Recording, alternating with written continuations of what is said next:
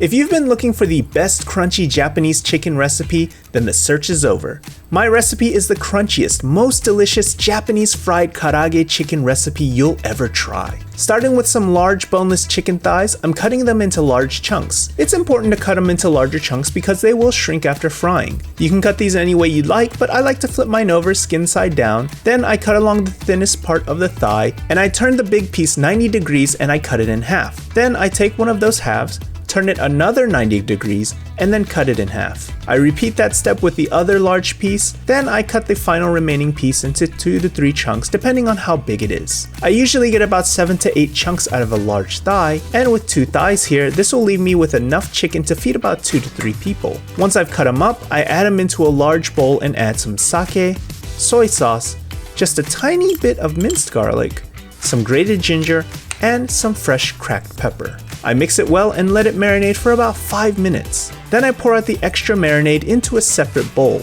Next, I completely demolish an egg, but you can gently crack yours if you'd like. I give it a good whisk, then I add it to my chicken and mix well. The egg is going to act as a glue to hold the batter to the chicken. Finally, I add in a bit of flour and I mix until everything is well coated. This is our first coating, and now let's prepare our second coating. The second coating is made by mixing that reserve marinade from earlier with some potato starch. I'm using potato starch because it gives the chicken an extremely crispy crust that is unique to Japanese karaage crunchy chicken. I highly recommend that you only use potato starch if you want that ultimate crunch, and I've got links down below to my recommended brand. Mixing the marinade and breaking up the lumps will create little starch nuggets that get super crunchy when fried, which will give even more crunchy goodness to our chicken. Now we add our battered chicken into the potato starch and lightly coat all sides, then remove it onto a separate tray. No need to rush through this, just throw on some good music or your favorite TV show and take your time coating all the chicken. Once you're done, let it sit for about 5 to 10 minutes so the outside crust dries out a bit, which will add even more crunch to our chicken. At this point, you can wrap it tightly and put it in the fridge to fry later, or you can start frying these crunchy little babies right now. I have a pot of oil sitting here at 180 degrees Celsius. I know this because my super handy kitchen thermometer tells me so. I've said it before and I'll say it again. If you're not frying with a kitchen thermometer, you've got to get one. It takes the guesswork out of frying so you can focus on making really delicious food. I love the one that I got from ThermoWorks, and it's been going strong for 6 years now. It's high quality, rated #1 by America's Test Kitchen, and is one of the best kitchen tools you'll ever invest in. I've got a link to the exact one I'm using in the description box below. The chicken goes into the hot oil and I gently move it around so it doesn't stick to the bottom of the pot.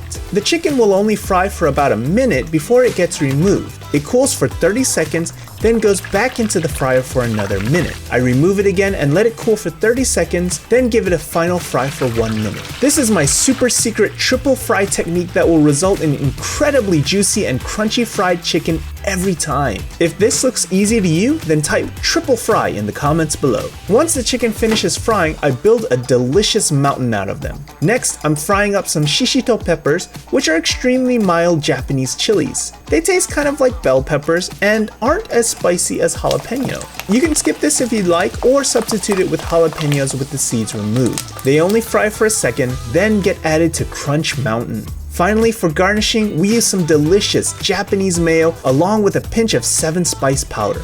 A few slices of lemon, and our fried feast is complete. Trust me, this is the best karaage recipe you'll find on YouTube, and after you try this yourself, I think you'll agree. Oh yeah, and in the next video, I'll show you how to make my incredibly delicious green onion dipping sauce. It goes perfectly with this crunchy Japanese chicken. Make sure you're subscribed and you hit that notification bell so you know when that video comes out. Now, let's get to the tasting. I know I'm not the beautiful face you expected, but Mrs. Eats isn't here, so I get to eat this whole thing. All right, enough yapping. Let's try it. Oh my gosh. The chicken is so juicy, it's so flavorful, it's so tender, and the outside crust is super, super crunchy. It's amazingly delicious. Let's go ahead and try it with a little bit of that mayo there.